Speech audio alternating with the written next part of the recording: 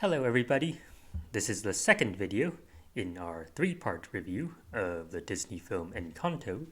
If you haven't already seen the first part, it is highly recommended that you do so before continuing with this one.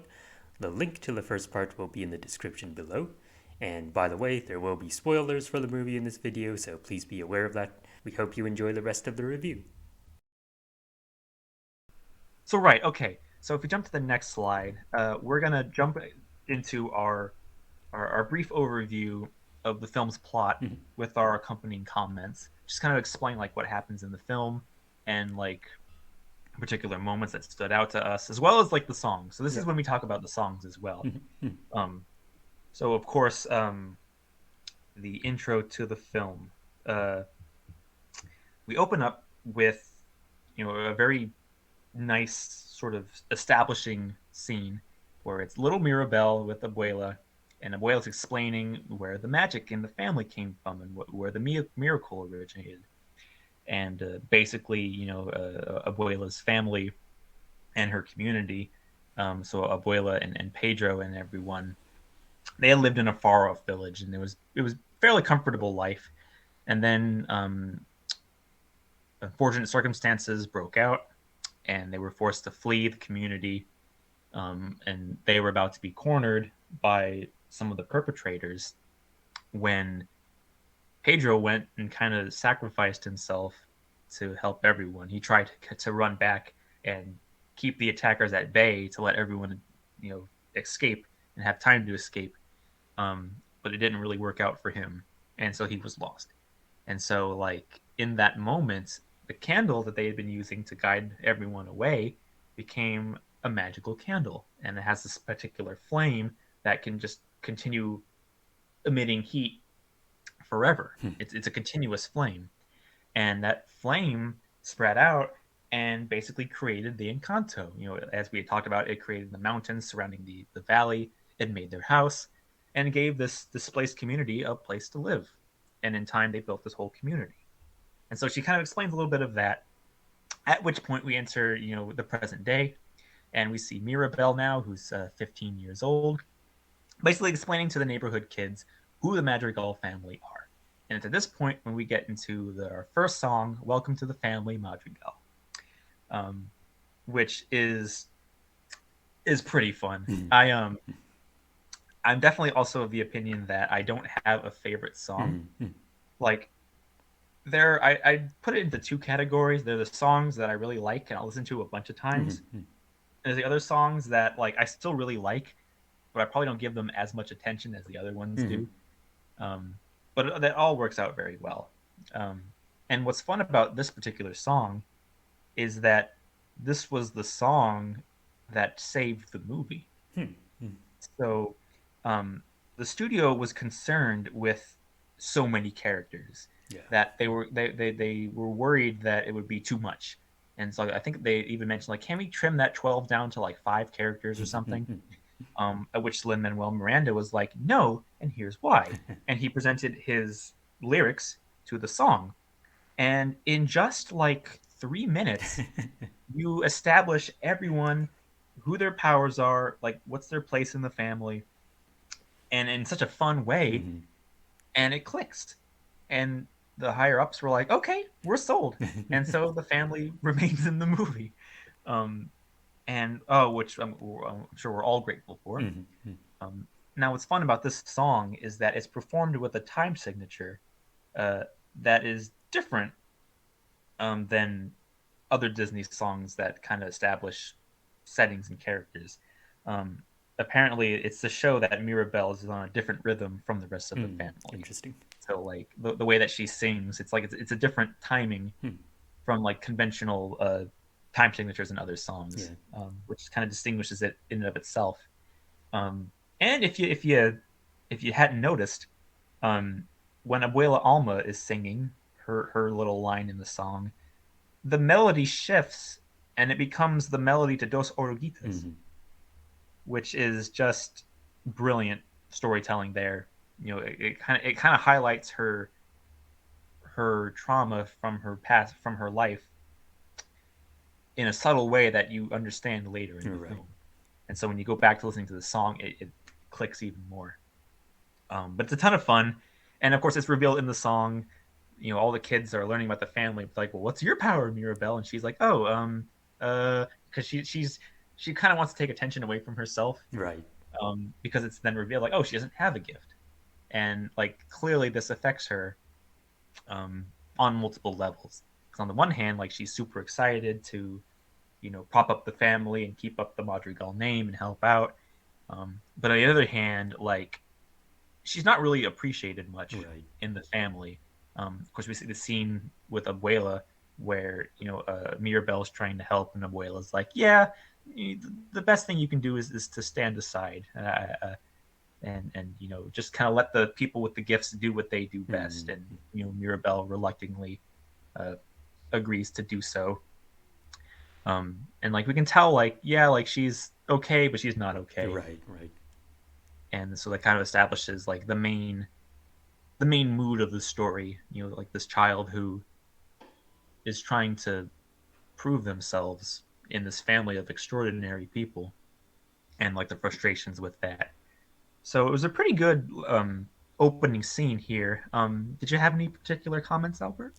Yeah, I'll just say that when we said that this film really establishes the cast and the setting really effectively, like yeah, it's this like it really is extremely effective. So I can see why it worked on those Disney higher ups because yeah, the song really does like just very efficiently tell you like who everybody is and what they do, and I think a very clever trick that they use is that they even go back and kind of review all the family members at the end of the song too, so just to make it stick. And so yeah, you just get to know them all immediately. Like you don't have to take a huge amount of time to slowly get to know each one. It's eventually we do find out more about them as the movie continues, but immediately you kind of get the gist of who they are just from these first 3 minutes or so. And yeah, that definitely is really impressive.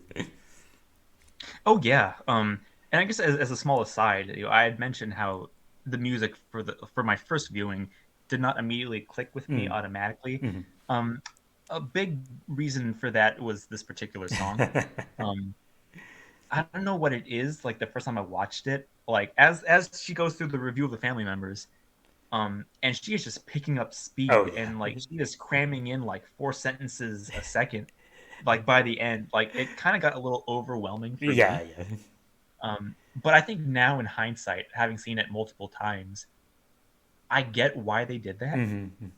because of course, like it's the situation. She's trying to divert her attention away from the kids by emphasizing the family more and more and more.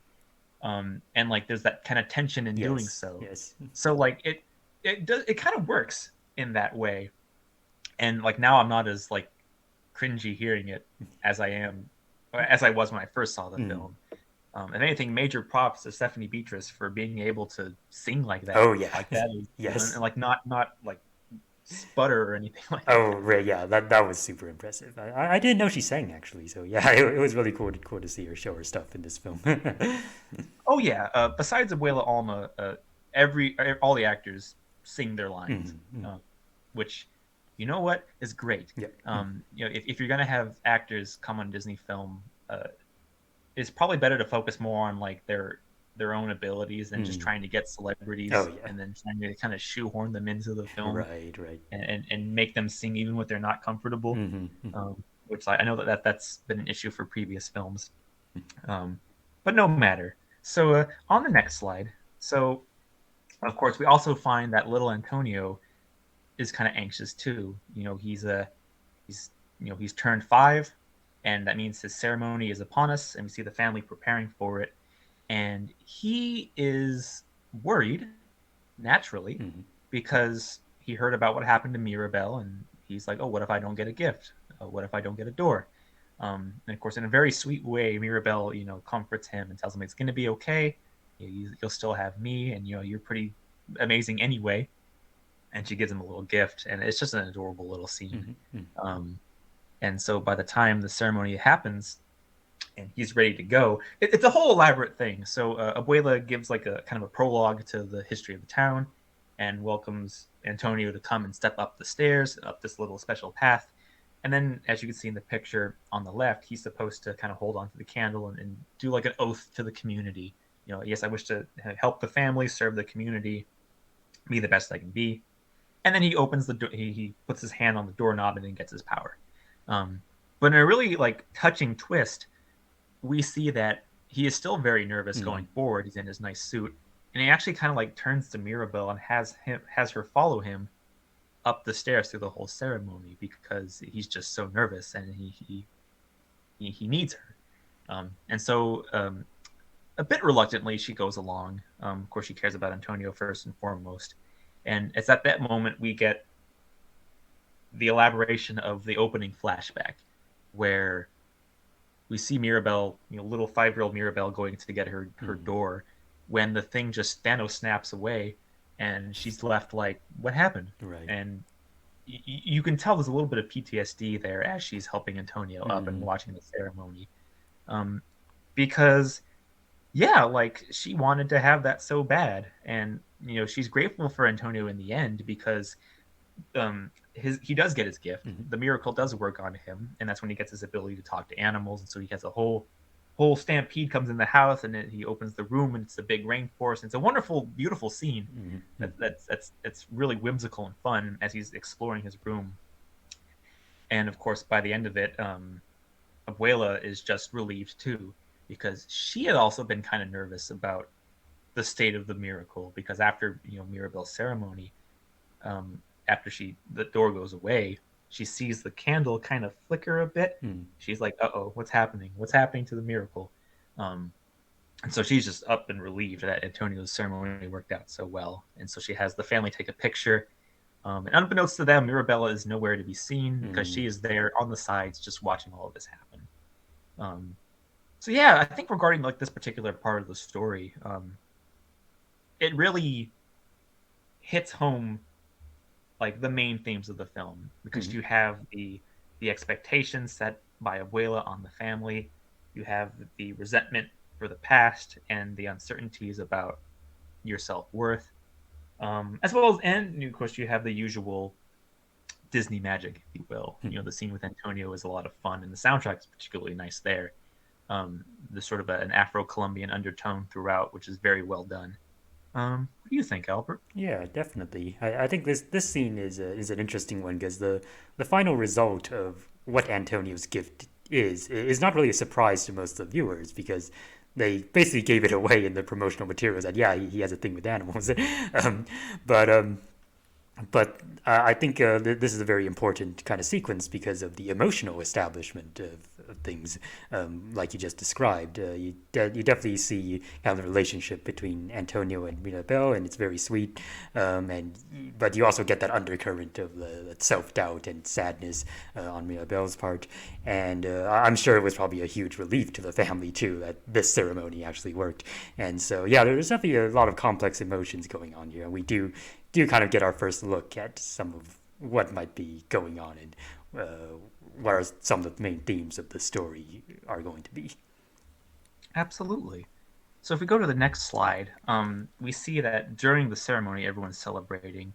Mirabelle's just kind of left contemplating what has happened, and she kind of has her big "I want" song that results from that, which is "Waiting on a Miracle." Now, of course, the "I want" song is common in the Disney animated films, particularly beginning in the Renaissance era, as they were directly being inspired by Broadway productions, which tend to feature songs of that type. And of course, Lin Manuel Miranda knew that and wanted to make sure that this particular song was as good as it can be. So he ended up writing this one last, actually, because he really wanted to. Because he knew, like, okay, this is going to be bookended by, Reflection from Mulan Mm, and Belle's song in Beauty and the Beast, and all these great I Want songs. Of course, Ariel, the Little Mermaid, is iconic. Um, and so he wanted to make it work, and I think it definitely does. mm, mm, It is a very emotional song because it's basically just kind of her being like, "Listen, I didn't get this gift, but I love my family and I want to be able to help out like them and be like be equals among them. And like if I had a gift, oh, I would do wonderful things like mm, they could." right. Um, and it's just so great. And like there's this really nice kind of um vibe in the song where like as she's walking around the family, time is just slowed down so she can kind of like take everything in. um oh, I think it's particularly done very well. And it's not from what I understand, it's not a very popular song in the Mm, soundtrack, but it's nonetheless still like a very well loved, um which is always great. mm, But of course, by the end of that song, we see a little roof tile fall and crash on the ground, mm, and she's like, "What's going on?" And then before you know it, there's just cracks forming everywhere, and it's going on the floor and up the walls and all the way up to the candle, as we see on the right hand side. And it's like, wait, there's the house is breaking, and the candle is like flickering, and like the bright pictures on the doors are kind of coming in and out. mm. What's going on? This is not good. Is the miracle in danger? Is the house in danger? And so she goes and runs up to everybody who's partying in Antonio's room, and it goes to Abuela specifically. It's like, listen, the house is in danger. You've got to check this out. But when she goes, all the cracks are gone, Mm, and there's just no trace of it except for the cut on her hand when she picked up the roof tile, and accidentally cut herself. And of course, like seeing there's no cracks, everyone's just kind of like dismissing it. And Abuela initially is like, this is just a distraction. Everybody go back to Antonio's room. mm. There's nothing to worry about. The magic is fine. Everything's fine. Everything's fine. And of course, Mirabelle's like, what the heck? Um, so yeah, this was definitely a. This is the moment when the plot really begins to kind of kick in, Right. because now we have like additional dilemma established that the character then has to go in and figure out what's going on. So, what did you think about this scene, Albert, in Uh, the song? yeah, I mean that's a pretty accurate description. That this is kind of where the plot kind of kicks off, really. And as far as the song is concerned, yeah, it's not one of the songs that I go back and re-listen to again and again, but it's definitely effective at what it's supposed to do. So yeah. Yeah. So then by the next slide, we see that Julieta helps Mirabelle out. She kind of heals her hand Mm, and is like, "Listen, you're just emotional from everything that's going on. Get some sleep. It'll be okay. You're still my daughter. I love you very much." Um, and like there's an interesting dynamic there, um, because like Julieta, as we see throughout the film, like she knows that Mirabelle feels so strongly about mm, her not mm, having a gift, and as a mother, like she cares about her daughter enough, and she'll even like kind of like defend her at times, to Abuela Alma. mm, um, and but it's also like there's also like a kind of weird undertone of like maybe she's reacting to this a little too much, mm. and like she's maybe like imagining things so that way she could get attention. So it's definitely like it's a very, I call it, awkward situation, Right, right, because like Julieta's doing her best, um, but it's clear like she's not like fully understanding like where Mirabelle's come from. right, Like she right. doesn't necessarily believe that Mirabelle saw the cracks in the house. So of course at night she's tossing and turning, and then she goes to check up on the candle, and then bumps into Abuela. Like not personally. She kind of like is outside, as you can see here. She's like against the window, listening in, and we see Abuela, and Abuela's like, "Yeah, I believe that there's cracks in the Mm, houses, and like this is a huge problem. I don't know what to do." Of course, she's talking to I guess praying to a picture of Pedro, asking for guidance about like what's going on. Like, if is it me? Is there something that I can do? You know, what can save the miracle? And of course, Mirabelle's like, "I will save the miracle," and like she's determined to help her family mm, in this way and figure out like what is going on. And so, like from the previous scene, the plot kicks in, and now we have our mission. mm, So mm, the goal of the film now is Mirabelle has to figure out what's harming the miracle. And of course, at first, she's like, "How do I do that?" mm. And then she decides that, okay, I can go to one of my family members who will know what to do. And so then, of course, we go into the next scene. Yeah. But before we do that, Albert, what were your thoughts on this particular moment and the mission in the film? Uh, no, I don't think I have too much to add to what you already said. It is the moment when, yeah, the main character gets the mission and decides to head off and do something about it. So yeah, it'll be exciting to see how this plays out. Yeah, absolutely. And it is because like it's so of course like if you're going into the movie like completely blind like I did the first time, um like this could have gone any number of Right. ways, but like it starts out very organically. Like let's see if I can cover my bases here. So on the next slide, of course, she goes to Dolores initially because Dolores can hear everything. And did she hear the cracks? And apparently she didn't. Or if she did, like she's not saying anything. But she does mention that hey, Luisa's eyes been twitching. So she must be worried about something. So Mirabelle goes to Luisa and is like, "Hey, what the heck is going on?" Um, and Luisa is kind of shrugging her off at first, like, "Listen, I got chores to do." She's going to round up the donkeys because they got out again, um, and we kind of see a lot of Luisa's predicament. Mm-hmm. So as like the strong one of the family who can pick up tremendously heavy things, she's often asked around town like without even saying please. People are like, "Hey, Luisa, can you reroute the river?" Mm. Or Luisa, can you pick up this giant building and move it over here? And Luisa just kind of takes it in stride, like, "Yep, I'm on it. I got you. I'm good." And she goes and does it. Um, but then she reveals in her number, Mm. surface pressure, that all of this work is really taking a toll on her, Yep. and like this whole desire to, be perfect and uphold her powers. This is undercurrent by a lot of insecurities about herself, and if she's strong enough to be able to face her demons in a way. And it's a very it's a very fun musical Mm. number. Yep. I really like this one. Um, it's a reggaeton sort of number, and I'm very popular with that. I really like that type of music.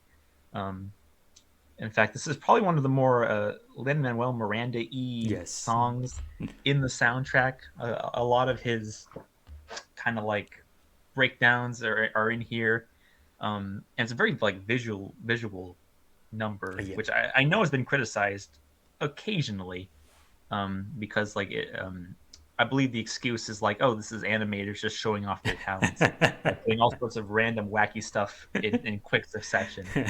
Um, which I mean, I don't have a problem with. Yeah. I I know. mean, they've been doing this in Disney films since the Renaissance. Oh I yeah. mean, I think about Friend Like Me from Aladdin, or Just Can't Wait to Be King Mm. by in The Lion King. Be Our Guest, I Yep. guess it counts. Where it's just a fun upbeat song where it's just a bunch of stuff happening, and it's like, whoa, look at all the colors, and yeah, I didn't mind it at all. Mm. Which probably goes away to explaining why this song is so popular, um, as we'll explain later on. But she goes through that whole song, and she basically tells Mirabelle, like, yeah, I've been having these feelings, but I don't know anything about what's going on with cracks in the house. But if you want to find out, you should check out Bruno's tower, because Bruno's the one who would have the future visions. So if he had one about the house breaking, maybe you can find one there. And so that kind of that sets Mirabelle off on her next part of the film. But yeah, like this whole particular sequence is pretty fun. Mm. I love the dinner scene before. Well, not the dinner, excuse me. I love the lunch scene beforehand, Mm. where, or I guess breakfast, brunch. I don't know what. I think I presume it's like in the morning when this happens, Uh-huh. but the whole thing with Camilo friggin' being Dolores so he can have sex Yeah. with her, like Yes. that. Like you get his character immediately with just that little moment there, Yeah. with this giant plate of food, um, which is so funny. Like there's a moment like they're all sitting down to eat and putting their plates on the table, and you can see like Augustine next to Camila, like just looking at the plate. And, damn boy, you have an appetite. Right. Right.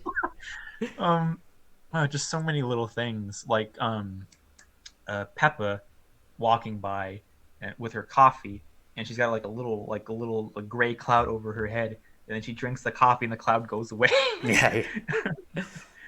Oh, just so many little things. Yeah, what did you think about the song in this piece? Yeah. Yeah. I definitely do have thoughts about this part of the film.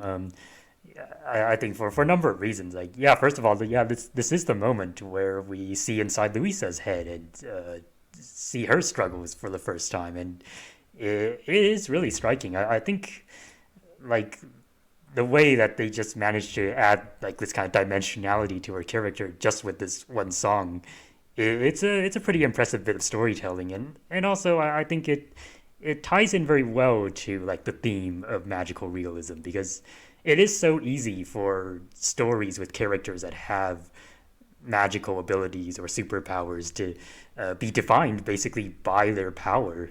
Um, but here we see a sort of kind of perspective, like coming from a sort of realistic angle, is like is treating someone as just their power like healthy for them? And the answer is of course no. Like if this were a realistic setting, then people would get tired of constantly being asked to do things just because they're good at something. And yeah, I think that was a really interesting aspect to me. Um, and I think really this sequence was the moment in the film that it really reeled me in, I guess. Like I was already enjoying the film before, but like when this it was during this song that where I was like, okay, I'm really interested to see where the story goes and what this movie has to say, because yeah, it did leave a really strong impression on me. I don't know if that pun was intended, but I'll pretend it is.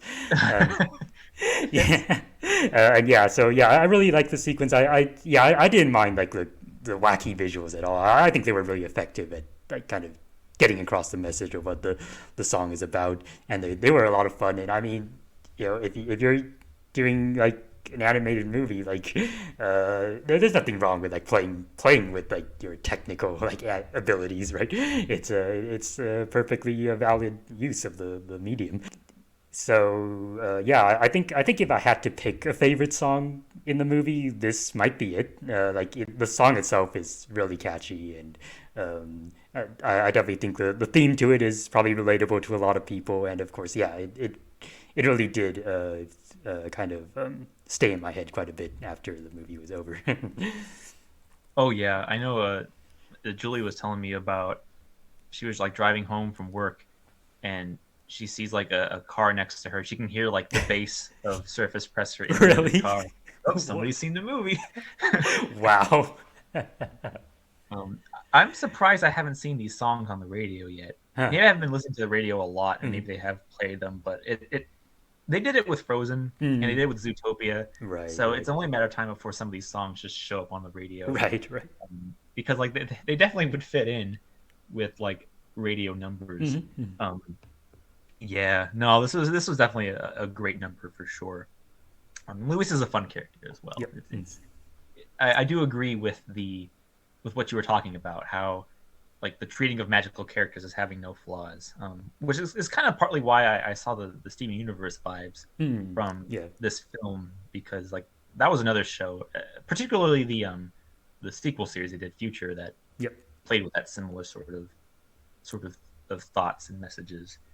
Um, right. So to go to the next slide, we see, of course, Mirabelle enters Bruno's tower, and with him being gone, it's just become like a very desolate, mysterious state where there's just sand all over the place and these rickety stairs. And she has to go all the way up the stairs to find his vision cave, which she does, and she manages to find these like weird green objects Mm. in the sand, and she picks them up, and they're shards from these jade prophecies that are made after Bruno has a vision. And as she's picking up these shards, as we see on the right hand side, um, more cracks begin forming inside the cave. Like her presence there is affecting it. And so she's in a rush to grab all these shards as the whole thing is collapsing around her, and she's just able to escape um, with relative safety, and is able to kind of get out of there in time.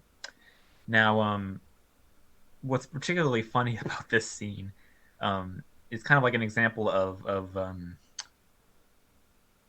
self-made humor, Mm. you know, because like, it's just Mirabelle in this room, Yep. and of course the toucan. Well, there's a toucan character named Pico that is usually seen in the promotional materials. He hangs out with Antonio a lot. He kind of flies in the room randomly and is with her for a bit. Right. But he's so spooked by the room that he just books it halfway Yeah. through. Right. Which is just so funny, and like just seeing her reactions to everything going on. It's really it really hammers in how fun this character is because she's making the most of it. Mm-hmm. Um, but yeah, it's an interesting question about this room. Like, was it because Bruno has been gone that this room has become so desolate, Mm-hmm. or was that how it was from the beginning? Right. What do you think, Albert? Well, I don't know the answer to that question. I would, I personally like. I would expect that at least part of why it seems so desolate and uninviting is because that he's been gone for so long, and like there no one is there like kind of maintaining it. But yeah, I mean this is definitely a sequence that certainly raises more questions and gets you more curious about the plot. And I also noticed that I think this is probably one of the sequences that they had took scenes for the trailer from. And so when I mentioned earlier that it seemed to me like there would be like some kind of adventure outside of the village. Like actually, a lot of those scenes came from this sequence, and it's just because each room is its own magical, self-contained space that they have like completely different scenery from the rest of the kind of the setting. But no, like nobody has left the village in this scene. Yeah, Yeah, it is so tricky. Yeah, it's like this, and then surface pressure yeah, as right, well. Because like yeah, like I was watching the trailers, and I'm like, oh my god, they got to fight giant mythical creatures, right, and they're climbing mountains, and it's like Indiana Jones, but yeah, it's like nope, this is all in the rooms or in the heads of characters. right, Um, oh, which is just brilliant marketing. When I'm going into film and I don't know what's happening, like it makes the experience more enjoyable. right, right. Because like when those scenes pass by, it's like, oh, okay, so that's not what I was thinking. Well, Yeah, now I yeah, don't know where this film is going to go. yeah, yeah. Makes it all the more enjoyable. Um, Now, if we go to the next slide, so it just so happens that the green shards that Mirabelle picks up, by connecting a couple of them, she finds her face and her body, and she's like, "Wait, I'm in Bruno's vision. What's Mm. going on here?" So she's looking at it in the nursery in her room. She's trying to figure out what's going on, and then boom, Peppa comes in to pick up Antonio's things to move him back into his room, and she overhears Mirabelle talking about Bruno, and she reminds her, "We don't talk about Bruno," which of course then Felix comes in to kind of like reiterate what's going on and kind of explain like what his wife means. And Mirabelle's like, "Well, are you sure? Like, maybe people didn't understand his vision, and that's why people were freaking out about him, that we've been hearing lately."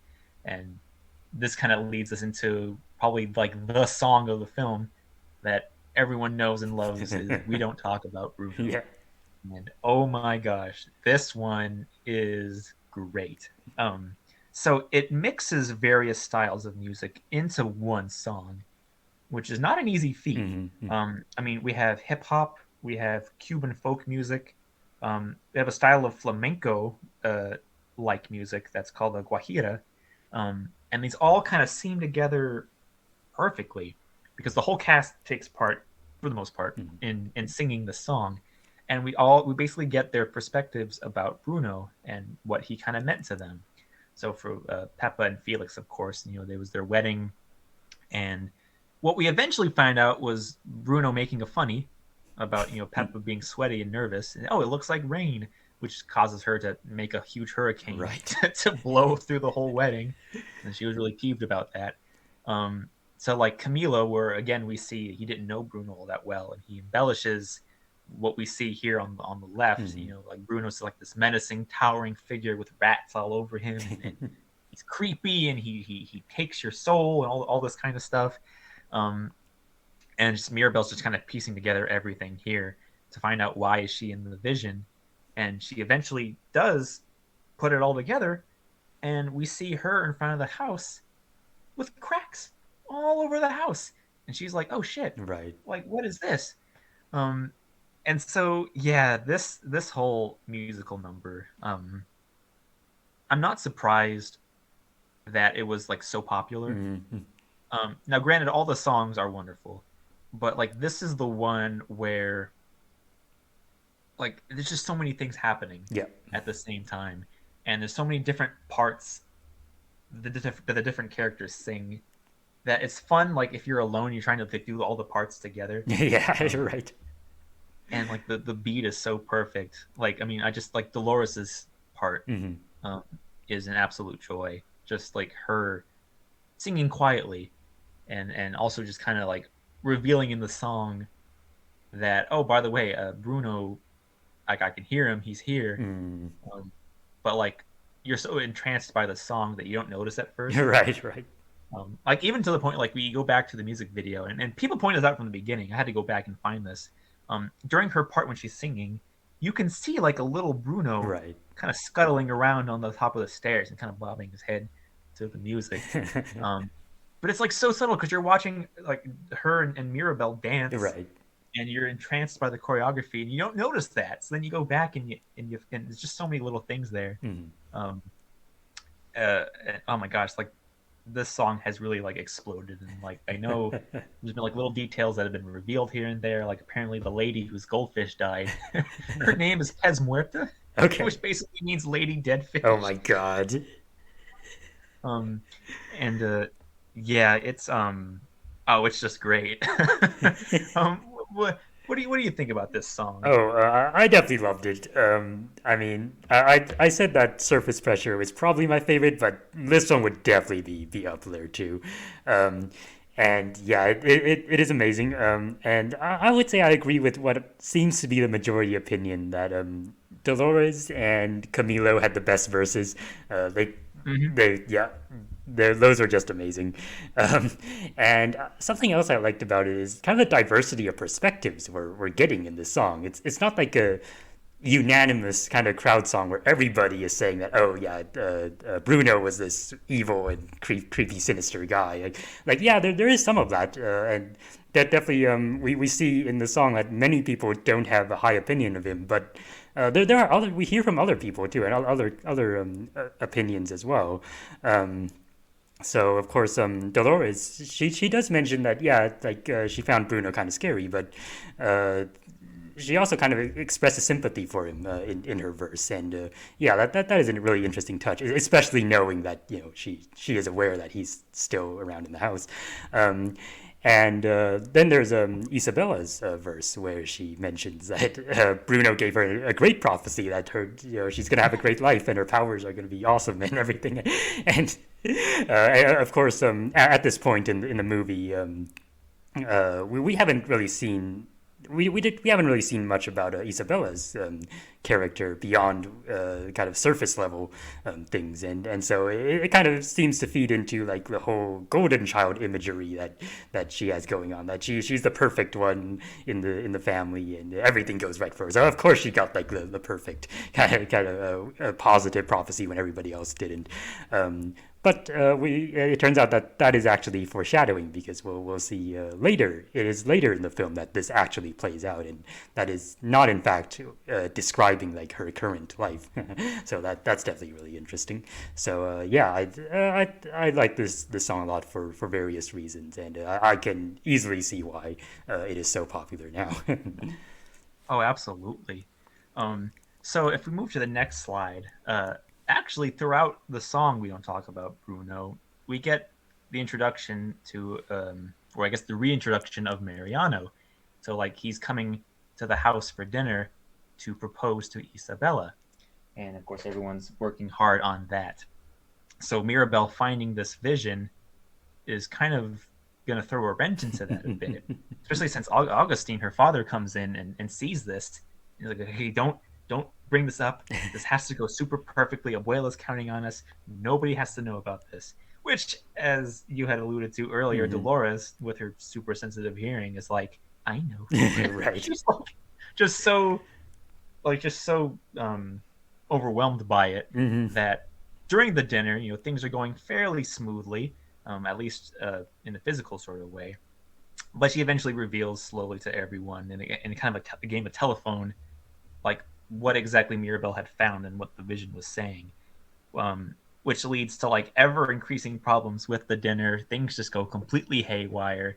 Marianne's about to propose, and then like cracks start forming, and Mirabelle's trying to stop the cracks, and all hell basically breaks loose, and the family just goes nuts when it's revealed um, what the vision was. And Abuela sees like the plaque for the first time too, because remember she had asked for this 10 years ago, and so seeing this now, like it kind of clicks for her, like what's going on. and of course everything ends in disaster. Mariano's hurt, and the Guzmans have to go away, and Abuela is naturally pissed and is like, "Find Mirabelle," because Mirabelle's trying to explain herself, but she notices these little rats scurrying away with the pieces of the vision. Mm. She has to go investigate that. I love the scene. The, Yeah. the comedy on this scene is so great and it's so tailored to the kind of stuff that makes me laugh. I mean, I had to put it on our spoiler page, but the friggin' stare off between Mirabelle and Dolores Mm-hmm. is hilarious. I keep watching that scene. I'm just laughing, like the "don't say it, don't say Yeah, it," yeah. just the eyes, and then like undercut by like Mariano like putting his hand over the table over Isabella with this sultry voice, "avocado." Just such mean material. It's so funny. And like there's so many like little details here as well. If any of you may have noticed, some of the characters are drinking wine Mm. and others are drinking orange juice. But like we see like Peppa is having orange juice Mm. even though she's an adult. But I guess it's implied like she can't have alcohol because her weather's gonna go insane Right. if she's drunk. Um, and then of course Augustine is having orange juice too because he's so nervous about keeping Mirabelle's secret that he Mm. doesn't want to spill it while he's tipsy. Right. So it's just so funny to me to see. And even Isabella too. She has orange Mm. juice, while Mariano has wine, Mm. which I guess kind of plays again into her perfect image. You know, she can't be drunk. Mm. Perfect people don't get drunk. So just like little hints at their characters, even like without directly expressing that, you can see in the scene. And I love details like that. What do you think, Albert? Yeah, definitely. This is a really entertaining scene for sure. And yeah, it's kind of also the scene where like everything goes wrong, but at the same time you still get a pretty good laugh out of it. Oh yeah, it's like the best kind of humor. Mm. Um, and of course, poor Louisa. Yeah. Um, we do find throughout, like after Mirabelle's talk with her, Mm. um, she's been feeling weak, and she's kind of losing her gift. She's trying to pick up heavy things, do her job, but it's just not working. Mm. And we see like she finally really breaks down here at the table because like Mariano wants to sing a song, and his mom is like, Louisa, bring the piano. Right. And the piano's so heavy she can't do it, so she just starts crying. Yeah. It's like, oh, it's sad. Poor Louisa. Mm-hmm. Um, but on Mirabelle's side of things, if we go to the next slide, so she follows the rats into the walls, and sure enough, Bruno is there. And Mirabelle's like, what the heck? You've been here the whole time.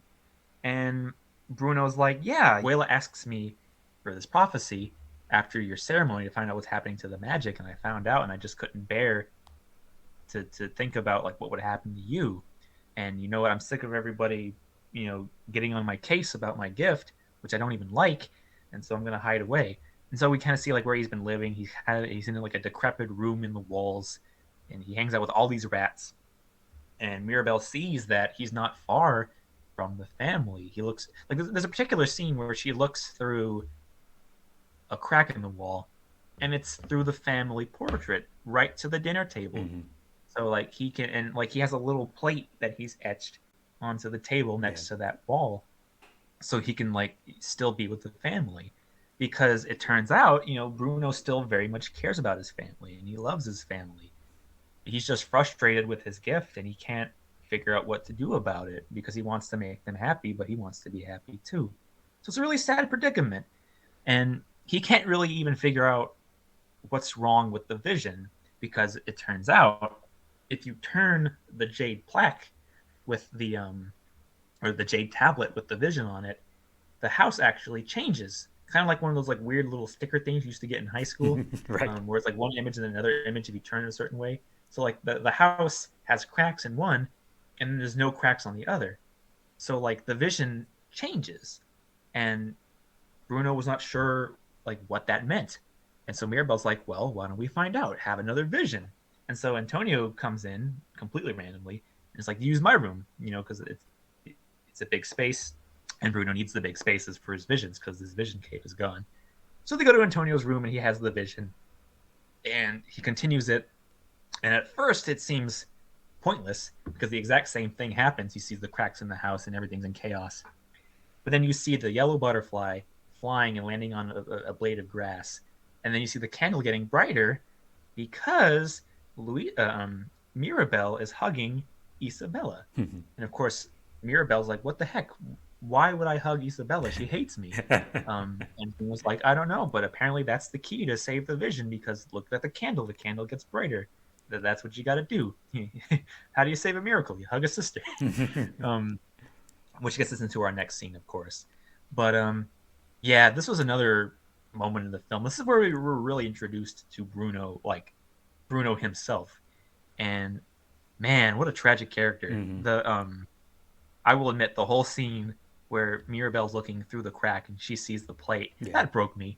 That broke me so hard because like that's another one of those universal feelings of like you love your family, but the feeling's not always mutual because of whatever circumstances may be. In this case, he has this power that nobody really appreciates.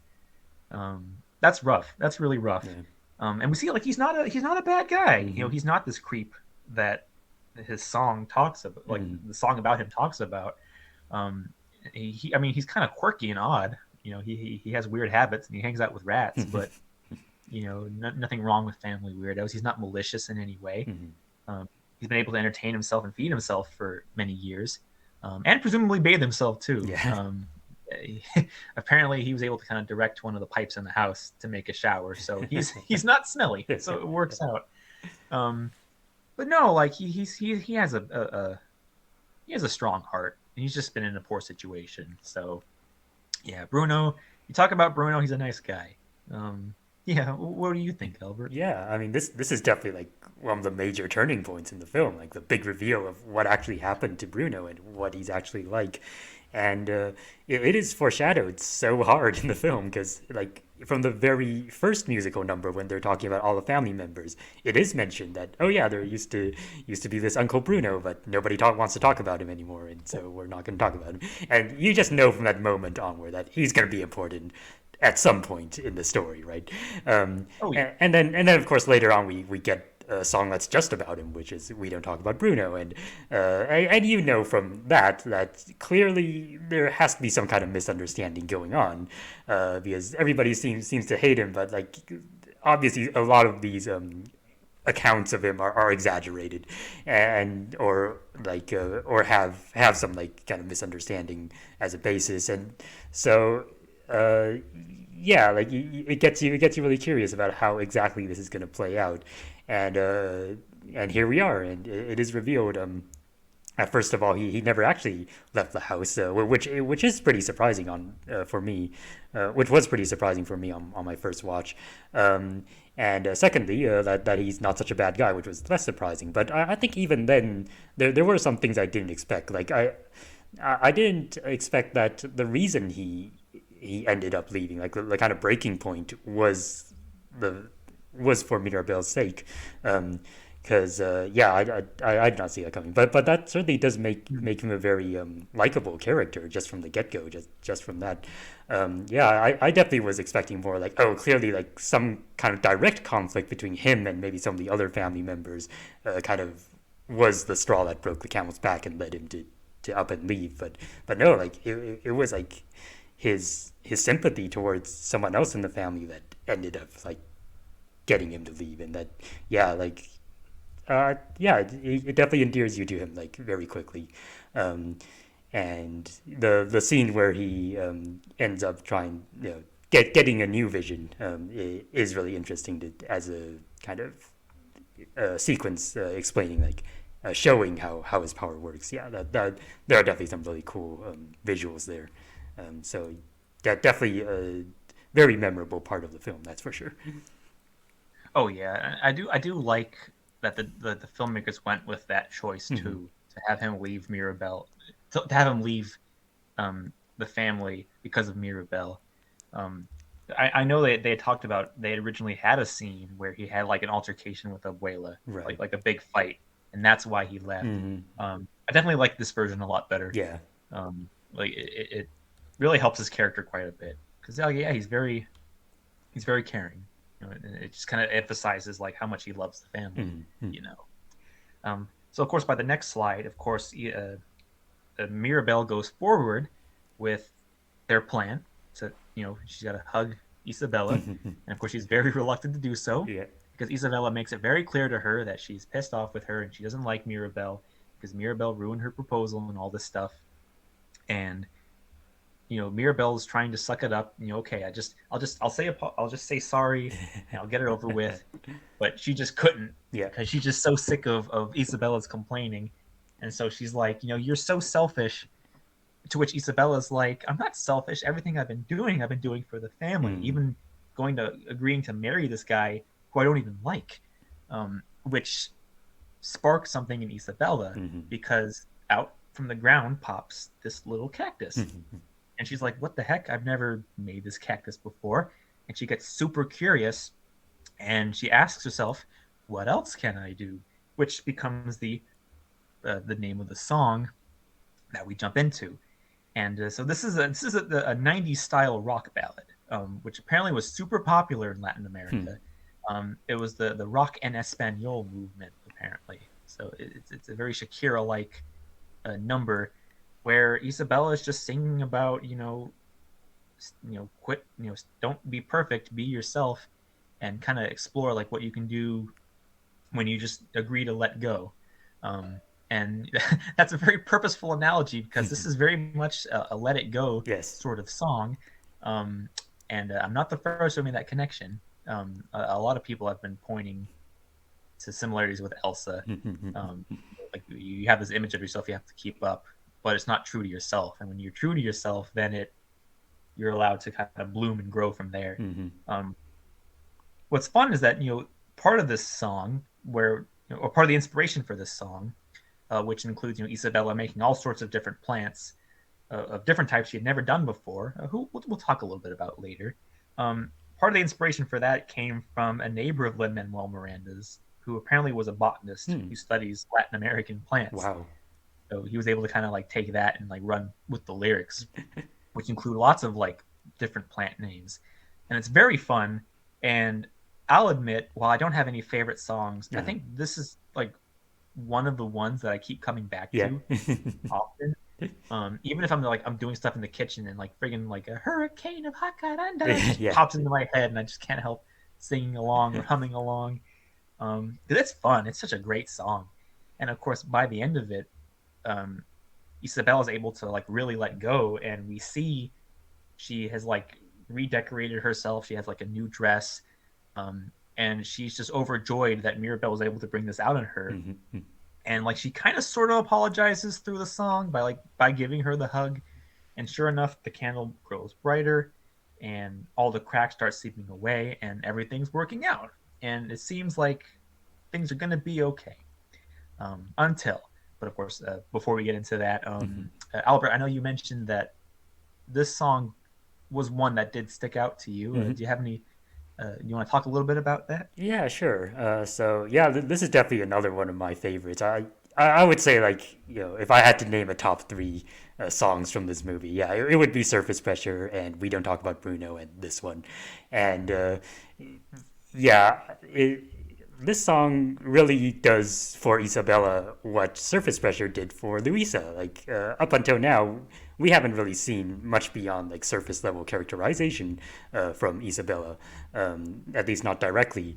But now with this song, we suddenly get a very kind of you know clear look at what she has been struggling with throughout her life, um, and that's something that we haven't really, we as the audience haven't really appreciated up to this point, but also within the story that Mirabelle hasn't really appreciated up to this point. And yeah, it is a really kind of another amazing bit of storytelling in terms of like getting these concepts across in such an effective manner. And I definitely did enjoy like kind of all the kind of botanical references and stuff like I'm not super familiar with botany, but I like natural history and things, and it was really neat to see like kind of like all these interesting and obscure types of plants being name dropped and actually shown in the movie as the song continues, and I guess we didn't directly mention this, so I'll say it here that throughout the movie, and it's basically stated, all but stated, that throughout her life, Isabella has been limited to making like traditionally kind of pretty flowers by Abuela. Like she has to present this perfect image. So like all the flowers she creates are like these very traditionally pretty attractive flowers, such as roses, for example. But then it is with this song that she realizes, hey, she can make a lot of other types of plants too, like including those that look kind of weird or like aren't traditionally aesthetically pleasing. And it's really cool to see. And I guess something else I really liked about the sequence is how the dynamic between the sisters kind of evolves throughout the sequence. Because at the very beginning of the song, Mirabelle is still kind of focused on like, oh, getting the hug so she can save the miracle, right? And so Yeah. she's still kind of chasing after Isabella and say, hey, give me the hug so I can complete this mission basically. But Isabella is kind of distracted like with her new powers, and so she just keeps like growing all these different new plants, and Mirabelle is struggling to keep up, which is kind of what's going on in this particular screenshot here. Like Mirabelle is like hanging precariously from this vine as Isabella rises up from the ground on this huge palm tree, and and yeah, so it is kind of funny. But as the song continues, the sisters start to like harmonize with each other more, like in multiple senses of the word, and like Mirabelle starts actually encouraging starts actually encouraging Isabella to like continue to use these powers in these newfound ways, and Isabella kind of comes to realize that I wouldn't have had these realizations if it weren't for you coming here and talking to me. So she's really appreciative of that, and by the end of the song, they're like really hanging out and having a good time and bonding in a way that it is implied that probably hasn't happened for a very long time. Like uh, we see from the very beginning of the film that the two of them haven't really gotten along in recent times, and Mm. it's suggested that it has been that way for a while. But like I think yeah, this particular sequence really shows them kind of growing closer and having that reconciliation, which is really sweet. And yeah, there are a lot of things to like about the sequence, definitely. Oh yeah, absolutely.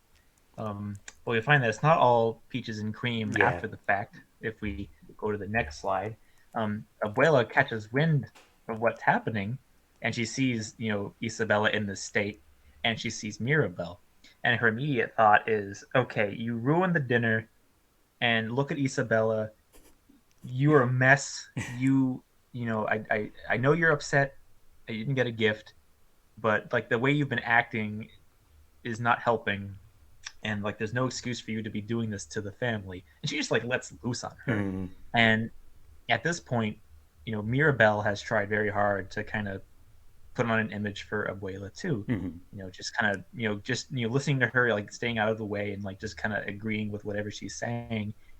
But at this moment, she just has enough, and she's like, "Listen, Abuela, your behavior is the problem, mm, because I'm looking at the family here. I've just talked to Luisa, I've just talked to Isabella, and like I haven't talked to everybody else, but like they're all under a lot of pressure because you've been putting all this pressure on us to be like perfect people with these powers and helping the community, and it's affecting us in very negative ways, and you're just not seeing that. So maybe what's going on here isn't my problem, it's your problem. mm. You're the one who is breaking the family and breaking the home and breaking the miracle, which of course is a shock to Abuela and a shock to the audience, because how dare you yell at your Latin American grandmother and get away with it. Right, right.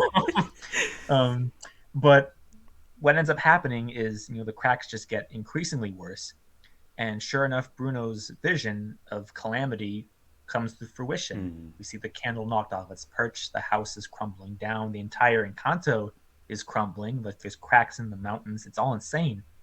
And Mirabelle's thought is, I gotta save the candle, I gotta save the miracle. That's what I've been doing for this whole time. And she's able to grab the candle just in time as the whole house comes down, and Casita, using the last of the magic, shields her from the destruction, and then the candle goes out. And it's very much an emotional scene, because like things were going so great, and then now look what happened, everything mm. is destroyed. And Mirabelle is just so distraught, and Abuela's so distraught, and everyone is like, wondering what are they going to do, what's going to happen, and Mirabelle just leaves. Like the 1 minute she's there, and Julieta's helping her, and then she goes to help out somebody else, and comes back, and Mirabelle's nowhere to be seen. And we see her just leaving the Encanto, going through the giant crack in the mountain, out into the outside world. Mm. And so, yes, the family is broken, and the house is broken, and my heart is broken. Yeah. This scene, man, um, it's definitely interesting Mhm. considering like the entirety of the film, because up to this point it was never directly stated that Abuela was pressuring everyone. Mhm. Like none of the characters say, "Oh man, Abuela was Yeah, on yeah, my yeah. case today." Right, right. No, but we see it Yeah. regardless. We see it at the lunch table. Before Mirabelle talks to Luisa, she's preparing the proposal for Isabella and Mariano, and we see in very subtle ways, like when Dolores, who is teasing, by the way, she didn't actually hear that Mariano wanted 5 babies from Isabella. Like that's been revealed, Mm. because it turns out that Dolores has actually liked Mariano Mhm. from the start, Yeah. and she's had to watch Mariano go to Isabella, and it's just hurt her. So she kind of like teased Isabella a bit. But like Isabella like pops these flowers in her hair in surprise, and they're all pink except for the one white one. And we see Abuela like just pick the white one out of her hair and like Mm. throw it away, and like Right. kind of brush the posture Isabella a bit. So like in the background, she's like there trying to like put pressure on everyone, and like even Antonio to an extent, when she's like, "We'll have to find a way to make your gift helpful to the community." And I mean, he's only 5 years old, and she's been doing this. So it's interesting that like now in the film, like that all kind of comes to a head, and we get that plot point, which is interesting. Mhm. I mean, I don't think that I would have preferred it if they had addressed this earlier in the Right. film. I do kind of like the mystery, and it leaves more to be surprised for. Mhm. Mhm. I kind of didn't see this coming when Mm. it did. Right. Um, there were like the scenes at the beginning, of course, where Abuela's talking to Mirabelle, and the mom is like, go easy on her. Um, but I honestly didn't see it kind of go anywhere. Yeah. What about you? Yeah. I mean, I would say certainly emotionally, like this is like probably the most painful scene in the movie. Like, yeah, it is rough. And I agree with you that it was pretty interesting, and I think it was probably a good thing that they kept like this the central conflict like kind of subtle throughout the movie up until this point. Um, and yeah, no, for pretty much the same reasons that you mentioned. Yeah, I did appreciate that quite a bit. Absolutely. So if we go to the next slide, um, we find everyone's looking for Mirabelle. They're calling her name. She's nowhere to be seen in the Encanto. But who should turn up but Abuela? Mm. And she finds Mirabelle at the edge of this little river, crying to herself because she's just distraught at what had happened, and Mm. she's almost kind of like believing the lie that like everything was my fault. Right. I was just trying to be somebody I was not, and I hurt the family, and it was the last thing I wanted to do, and I should have seen it. But then Abuela was like, you kind of had a point with what you were telling me. Yeah, I put so much pressure on you because I was worried that I would lose my home again. And it's revealed that this is the river where Alma lost Pedro. Mm. And at which point we get into the song Dos Oruguitas, which again was the Spanish number that Lin-Manuel had written. This was performed by a Sebastian Yatra, who is a famous Colombian singer. He tends to specialize in pop and reggaeton, so this is kind of like a change of pace for his work. In fact, he's actually a relatively recent celebrity in Latin American music. Mm. I mean, he only debuted in 2016, so he's kind of like an up and coming star. And for those of you not in the know, so Dos Oruguitas is two caterpillars, two little caterpillars. Mm.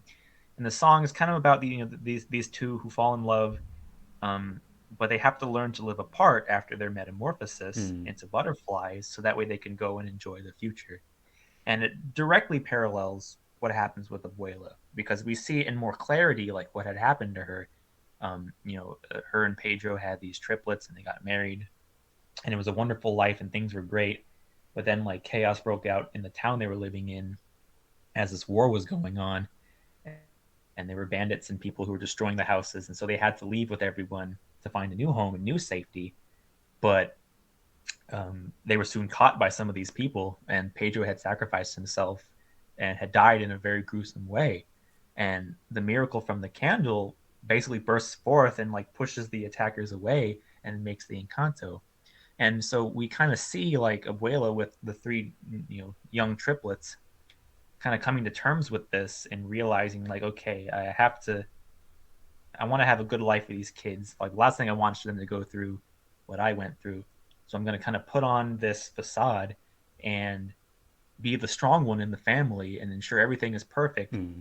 So that way, I earn this miracle that I've been given, and it won't go away, and I won't be and nobody will be in danger anymore. And it's a very effective emotional scene. Mm. Mm. And like the song is incredibly effective too. I mean, so okay, and recall that Dos Oruguitas, is the song that Lin Manuel wrote in Spanish, um, and he also kind of like tailored it in a way to where he's quoted as saying the goal was write a song that feels like it's always existed. Mm. It's like a piece of Spanish folklore Mm. or folk music, and or a folk song, I should say. And it really does kind of catch that feel Yeah. very much. He was inspired by the themes of transformation in the film, and he wrote the song to that. And like the song was so moving that when he actually first previewed the lyrics to the filmmakers over Zoom, some of them actually had to shut off their cameras because they were crying so much. Wow. And it worked. So it worked very Mm. well. In fact, this was the song that was shortlisted for the Oscars Mm. out of the whole soundtrack. So we'll see how that goes. I have my own thoughts on the Oscars anyway. Mm. Um, and incidentally, in the end credits, they played the English dub of the song, Mm. also by Yatra, which is a rough translation of the original Spanish version. Mm. Mm. Um, but we get the song, and by the end of it, Mirabelle's understanding what Abuela is saying, and Abuela is like profusely apologizing to Mirabelle, and she is the one who was like, "Yeah, you were right. I was the one who broke this family. It's all my fault." Um, at which point we see the yellow butterfly flying, and it's the same butterfly from the vision because it lands on the exact same kind of grass.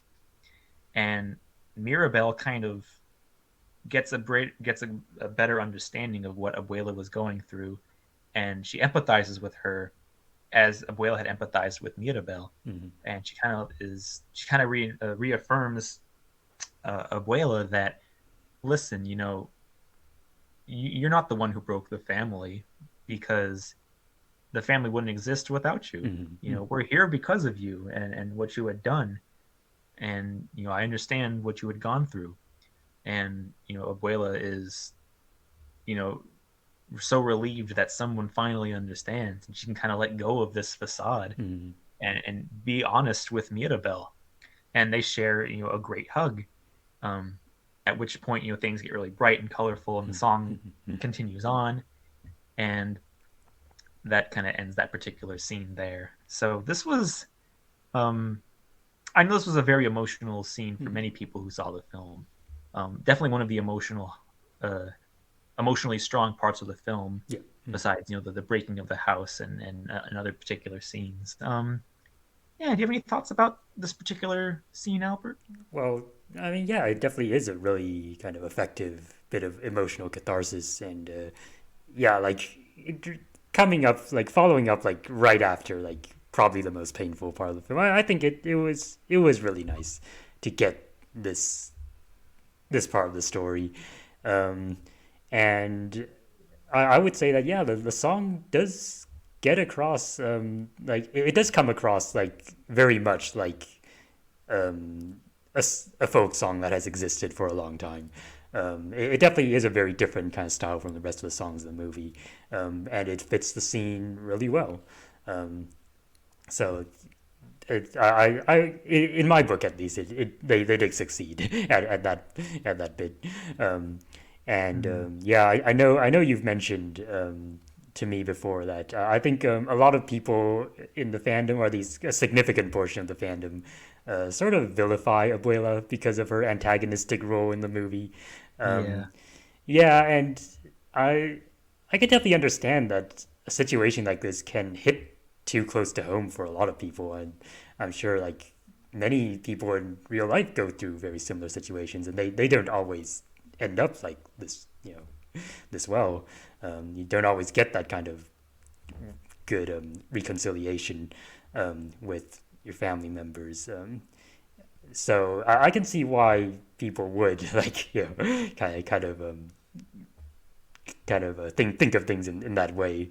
But I think within the context of the story itself, it is quite commendable that like Abuela kind of comes to these realizations on her own and comes to Mirabelle and like actively repairs their relationship, and that kind of allows them both to open up and become closer and take steps towards hopefully fixing this like long-standing kind of problem in the family. And it is really nice. I think this is a you know again very emotionally satisfying moment. Yeah, and those are all very excellent points. Absolutely. Um, so if we go to the next slide, so Bruno kind of charges in out of nowhere on a horse, an eerily realistic horse that more than one person has pointed out, and he doesn't know has no context for anything that's going on, Mhm. and he's just ready to like defend Mirabelle against Abuela. Um, but Abuela like rushes in to hug him and kind of like comforts him as well. And Bruno's like, "What's going on? I must have missed something." And so Mirabelle explains on the way back. So Mirabelle comes back, and of course everyone is so distraught that they don't have their powers anymore. But Mirabelle and they don't have the house anymore. But Mirabelle's like, "Listen, it's okay because the gift does not define you; you define you, and that's what's important." And so she kind of like rouses everyone up, and Bruno is reintroduced back into the family, and there's a really lovely reunion scene between the triplets, as we see on the left hand side. And everyone just decides, okay, well we'll move on, we'll persevere. And then at this point, the whole community comes as sort of like a repayment for all the help that they had been done. They decide to come and help rebuild the house and get the Madrigal's life back in order. And during all of this, of course, we have a really lovely song called "All of You," which combines motifs from all the previous songs with lyrics as well as musical beats Mhm. in a very fun way. This is definitely kind of like a catch up with everything kind of song, and summarize what's been going on. And over the course of probably a few months, I know the movie makes it look like it took a whole day Mhm. to rebuild the house, but that was more of a stylistic choice than Mhm. anything. Um, Casita is rebuilt, and it's not perfect, but neither is the family, and it's gonna be okay. And in a very touching scene, like this is another friggin' tearjerker for me. We see Antonio give Mirabelle a doorknob. Mhm. It's the last part of the house that they have to finish, and they made the doorbell for her. And so, in sort of like a parallel of the gift giving ceremony, with Antonio leading the way, she goes to the door and puts the doorknob in, and all of a sudden there's magic, and the miracle is returned, and the house comes back to life. Everyone gets their gifts back, but it's in a more unified way now. Mhm. And we see on top, especially in the front door, the whole family is there together with Mirabelle leading them. Kind of implying that she might be the next guardian of the candle Mhm. or the miracle, if you will. And so everyone has a wonderful time, and they celebrate their newfound life and their understanding of each other, and they vow to be better to each other, and kind of live their best lives honestly. And with that, the film ends, and we get a lovely rendition of Colombia Mi Encanto, which is the song sung by Carlos Vives, this famous Colombian singer and actor who debuted in the late 1980s. He's known for all sorts of music, rock, pop, folk music. Um, the song is basically a love letter to Colombia. Hmm. It's talking about how wonderful the country is and all the cool things that happen during the day, and we're gonna have a great party. It's gonna be awesome. So this kind of closes us out of the film, and at one particular moment, which really kind of signifies where the family's at now. We see everyone going to take a picture, and they're all there together, and the picture comes out um, kind of messed up because everyone's kind of jostled by the house. But like that's kind of the point, like they're not perfect, but that's okay because they're a family and they're together, and like they're actually together now, which is a parallel of at Antonio's ceremony. We see they take the picture with all their powers showing off. But here, like they're not using any of their powers; it's just them with Mirabel. Hmm. Um, it's just such a sweet little detail. Very, very wonderful end of the film. Um, I definitely liked how the film ended. Hmm. Um, I know that is the big controversy, and Albert, I'd love to get your opinion on this, as I've heard many people mention this. Do we feel that they should have gotten all their powers back at the end of the film? Oh, I see. I didn't have a problem with it. I mean, yeah, I thought I thought it was appropriate. I can see why people would would have wanted to them to just stay powerless. I guess it kind of fits into the theme of like it is not really your powers that define you. But I don't know. This may be uh, a realistic story, but it is also a story with magic in it too. And I think for a story with magic in it, I think yeah, I think it's a good thing for for the characters who are originally magical to retain their powers. It's not that the powers themselves are bad, right? We do Yeah, see that they clearly use the powers to help out the village a great deal, and the central conflict really was with like how they were treating each other. And um, I think certainly with the way the film ended, they're on a good path to kind of fix that. So yeah, I don't mind the powers returning, and I think it it's a pretty kind of happy occasion for them to have returned. yeah, I tend to agree. Um, Also, just like as kind of like a personal level, Mhm. I mean, like regards to the characters, like Antonio just got his gift, Right? Yeah. and like we see Isabella like just understanding what she can do with her Hmm. powers, and for all that to just kind of go away at the end, it would be very, I say, bittersweet. Yeah. Like, Right. yeah, the family's together, but like we just kind of threw away those plot points. Right. Um, yeah, no, I like them having the magic at the end too. Also because like the powers are fun. Yeah. Like Right. it's fun to explore what they can do, and you are right. Like they can, like they've clearly like done a lot of aid to the community. And like now that they have like this understanding of like where they're at, and like not to put too much pressure on themselves, Hmm. and by Abuela as well, they can then do so and be healthy at the same time. Right. Um, yeah, like they're humanitarians, and it works out super well. So that is the plot of Encanto. Um, Now, I'm sure a lot of you are probably wondering, how much of the film is accurate to Colombia. Now, I know we've already mentioned that they've had several people as part of the production team who were consultants, who were Colombians, who gave as much input as they could. And like the more you look through the film, the more you see that, yeah, like this is very spot on for the country of Colombia in many ways. Hey everybody, this is Albert editing in post. This is the end of part 2 of this review, but if you'd like to continue to part 3, where we discuss various elements of Colombian history, culture, flora, and fauna that are featured in Encanto, please check out the links in the description below.